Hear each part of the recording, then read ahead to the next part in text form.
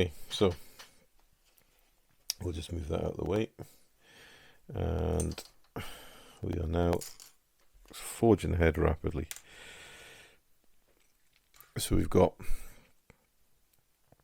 radar antenna, aerial antenna, pitot tube. They'll go on last once we've gotten the undercarriage doors, and wheel bay doors on. So what we've got here, the two sets of wheel bay doors. We'll do them after we've done the bomb bay, because these are the tricky ones. So we've got one set of braces, we have another set of braces, bomb bay doors, and a final set of braces. So one at either end, middle, and then the hinges. It's quite a complicated little assembly. Excuse the chair. Instructions, bomb bays. So you could, if you wanted to have it, you could do it all closed up, but I prefer to have it all opened up. Right, so first of all, you've got to get the bombs in. So we've done that, and there we have it. So nice bomb bay full of HE bombs, nicely weathered up, looking good. Well, I'm happy with it. That's all that matters. There's the underside glazings, and there's the underside of the cockpit glazing. So, and yes, I did paint the underneath of the seat. Thank goodness. Right, so this is where the tricky stuff starts. Looking at the instructions, we have got pieces 116, 125, and 118 down the left hand side, and then we've got 77, 124, and 117 down the right hand side. Once we've done that, we then have to make up the, what we probably call the outer part of the bomb bays, and that is by making up the central hinging part. Once we've done that on both sides, then they can affix to the braces and the bomb bay. And once you've done that, then we put the inner parts of the bomb bay on, and we should, if everything goes to plan, end up with nicely concertina doors like so. Yeah, nice and easy, isn't it? So what I'm going to do off camera, because I think it'll be easier if I just get all these pieces removed, cleaned and glued to the fuselage, and then we can come back and look at getting the bomb bay doors prepped up. So back in a moment. Right, so off camera, because I tried doing it on camera and it just didn't work, I needed all the hands I could, we have got the bomb bay doors in place, the inner ones. They're a little tricky, but they do go together as the instructions say, and it's a combination of Revell contactor and Mr. Cement S to help set it up quickly, is what I've used. So we've gotten this far done. Now what we need to do is get the inner bomb bay doors, which are on the sprues here, and they just sit on top, so they should be a lot easier. So we'll go for 57 first, because that's the left hand side, and then we'll see how we go. Now we will have to touch up some points. You can see where we've cut off the sprue, so we'll have to go in there with a little bit of interior green and touch all that up. That's not a problem. That's easily done once it's all set up.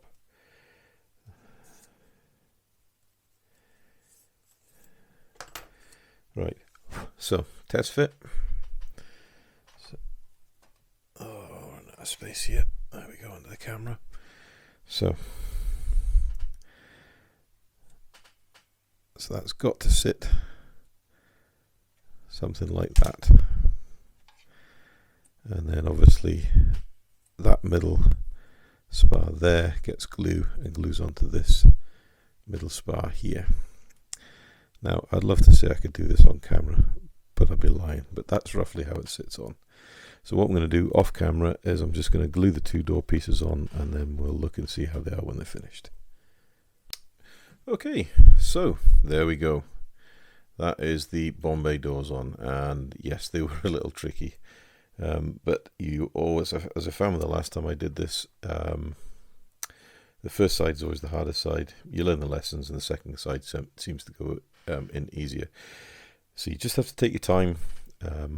It's a combination of liquid glue, well, Revell contactor, Mr. Cement S, and some super glue just to get that quick grab. So that's the combination of cements used to get all this together. But when they get together, they're actually quite a solid structure, and they look really good.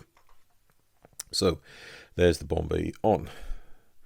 So next on is going to be the wheel wells, and then we need to think about doing the exhaust staining and any other streaking we want to do on the lower fuselage before we put in the auxiliary fuel tanks, propellers, and then the aerials, and then that will be the kit finished. So not much from where we left off, other is the fact I've obviously got the antennas on, we've glued this front gun, and generally done a check over. So the last pieces to add onto the airframe are obviously the propellers and the drop tanks, but before we put the drop tanks on, we need to do exhaust staining. Now, again, using my Galeri Mobius 2.0,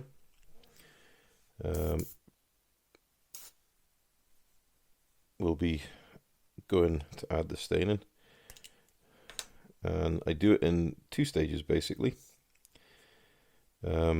First stage is the sort of darker staining, so it's a mixture of a grey black, so either NATO black, or you can go XF63 German grey, or XF85 rubber black, and then add in either some leather colour or like a flat earth, an XF52, because you want to get that kind of black grey brown, you know, burnt engine oil exhaust sooty kind of stain. And then on top of that, then we want to put a grayer colour, a lighter grey colour, so you'll be looking at maybe something like very, very thin layer of XS53 neutral grey, and that's just to give the hint of the lead in the petrol or the avgas settling out of the exhaust stain and leave that nice white staining that lead tends to do. So this needs to be quite a thin mix as well, because yes, we want it to cover, but we want to do it in very controllable layers. So yeah, most of my paints are reasonably well thinned anyway in the jars, and I usually just add by brush. So we're not pouring anything in, we're just putting little brushfuls in, and I want roughly like a 1-to-1 mix, maybe of black to brown, depending on how strong the brown is over the black, whichever black you choose to use. So in this instance, I'm using rubber blacks, that's XF85, and I'm colouring that with XF52 flat earth.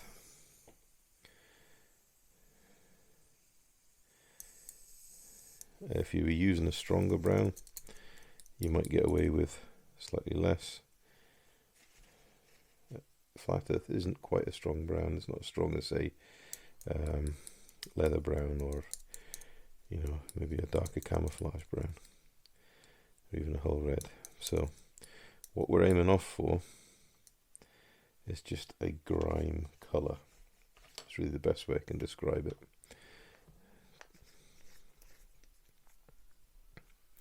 Now I have looked for some references to see if there was a significant exhaust stain on this aircraft, and I haven't found just too many. So there's a little bit of imagination going on here.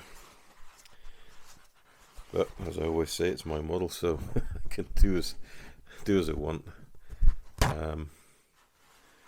I've never been overly concerned about total historical accuracy, so I'm quite happy just to get an approximation, and that's really what we're doing here. So you can see, hopefully you'll be able to see the colour if I spray that on a white paper towel. So you can see that colour is just a grime colour. Grey, brown, black, grime. And that's what we're looking for as a base. Right. So this is the tricky bit, trying to do this around the camera stand. So the golden rule of this is less is more. You can always add more, it's very difficult to take away. Right, so there we go. Have we got a good camera angle on the exhaust? No, is the answer to that. Right, so you need to try and imagine which way the airflow is going. You want to start at the exhaust tip, and then you want to just colour it in. And you want to just try, hold on, I've got magnifiers on which are confusing the issue. You just want to try and follow a natural airflow line for the exhaust to go on.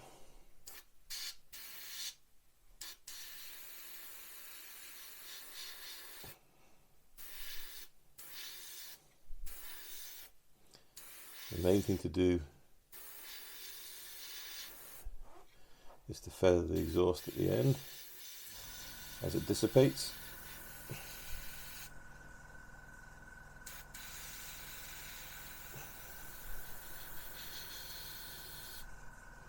And then when you think you've got enough, stop. And I'm not going for heavy exhaust staining, so that's all I'm going to do. If I remember rightly,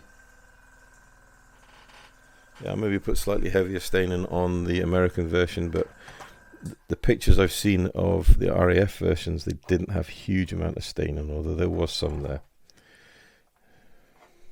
So, same again on this side. I'm sorry, but the camera angle is really quite difficult in the way it's all set up.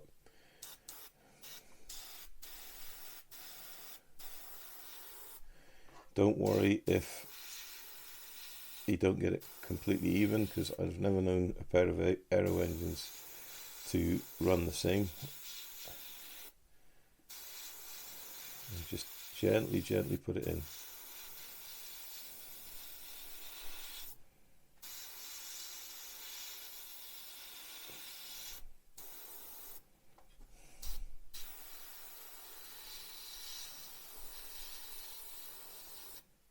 And when you think you're okay, that's time to stop. There we go.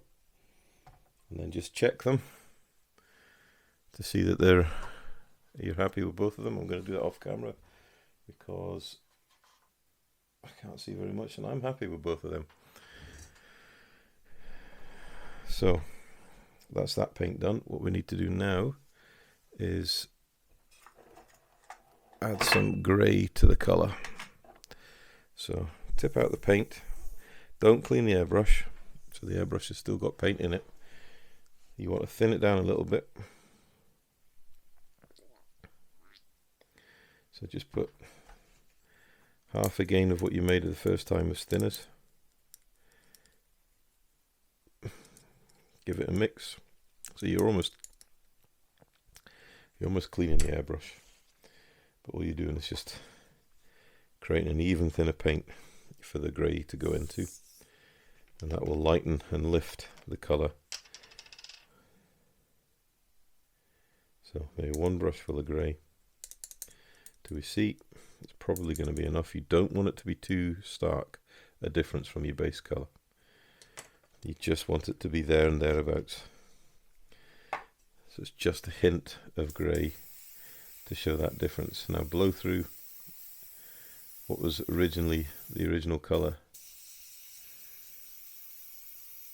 So that's still on the needle, and then I think you can see looks similar, and it is quite similar, but it's definitely got a more grey tinge to it than the original. So it's close. It's close to the original, but it's grey enough that you'll see the difference when you lay it down. Now, in order to make this a bit easier for me, I'm just going to quickly do it off camera, and then we'll come back when I'm done. Okay, so I'm happy with that. So we've got light exhaust staining. If I can get that in shot to be able to see it. This is quite a large model, so it's a little difficult. So there we go. So hopefully you can see, if I just put my hand there, that way focus on it, you can see the exhaust staining. Nice and light, nothing too deadly, nicely weathered. Right, so now we can affix the drop tanks. It doesn't matter which side they go on.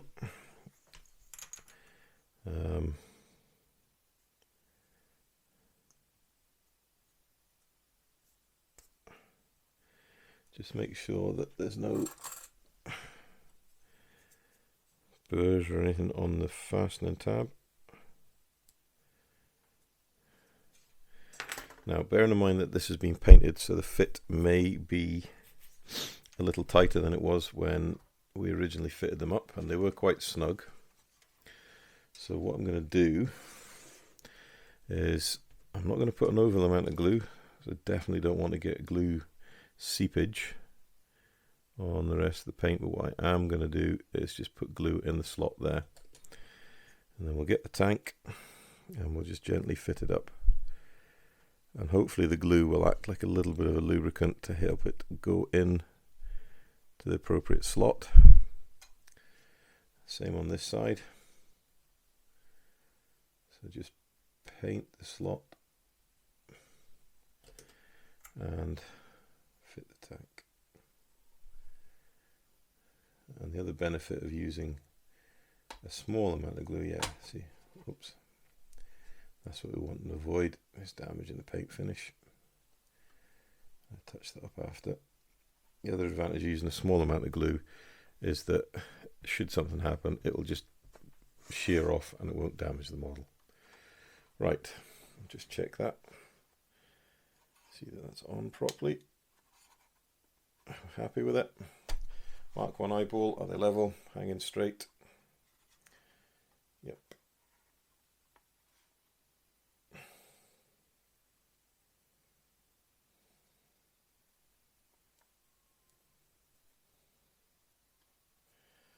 The other glue you could use for these would be super glue.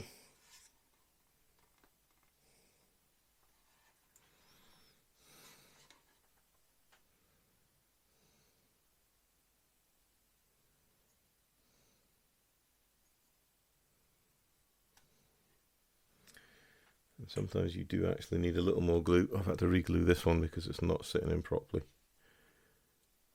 So touch of glue again, and we'll pop them in, and hopefully it'll bond this time. So gently push, don't overly push, because we do not want to get a bead of glue pushing out to disrupt the paint. We just want the part to sit and bond. And once we're happy,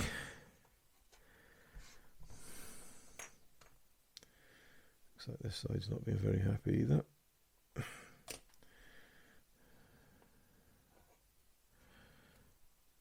There we go.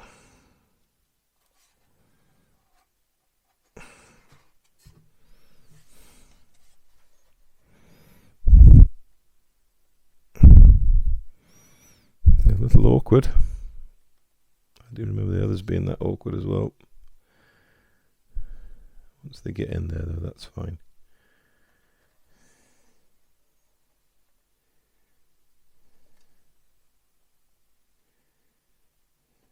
Right, might have to put a little bit of touch up in there, but we can do that once everything else is finished and dried up.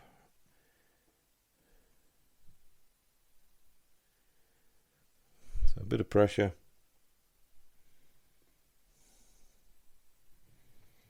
Mark 1 eyeball.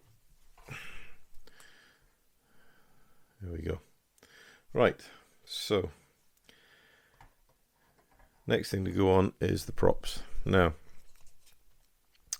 the props are finished in satin varnish, and I'm kind of loathed to put matte varnish over them because I think they look quite nice.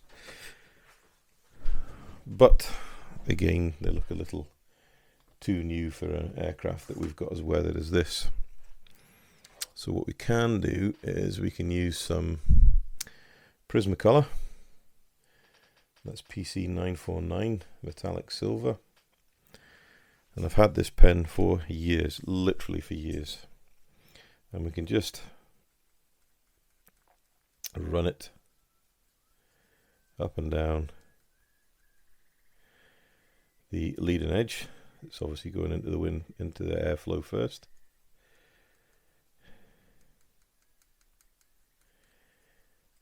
That's the bits that's going to get hammered the most. I want to put a little bit of chip in on the leading edge.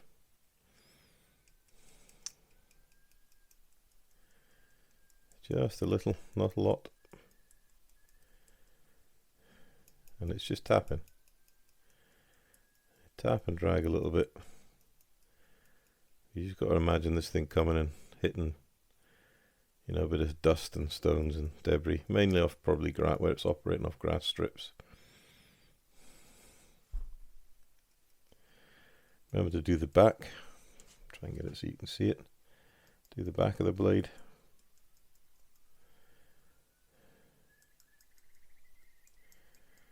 And this is a watercolor pencil, so if you really wanted to go heavy guns on it, you could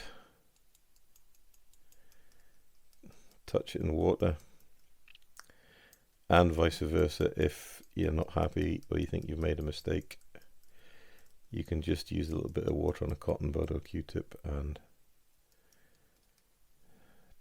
take off the silver. Now do a little bit of highlight work here, just to highlight the bolts on the propeller boss housing. And then what we could also do, a little bit of chipping on the cone.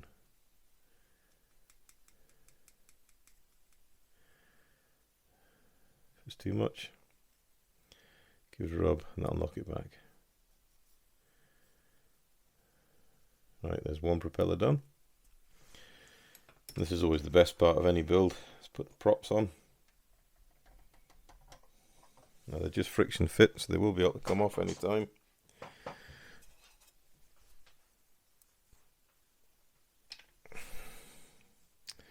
So we'll do the same with this one.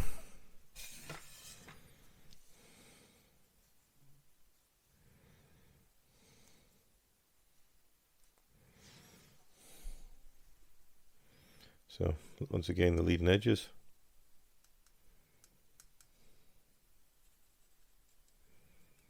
Just to get that worn look.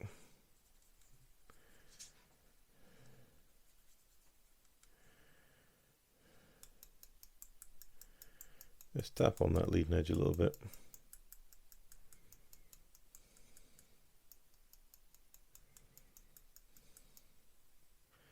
On the reverse, make sure you get the right edge you're hitting.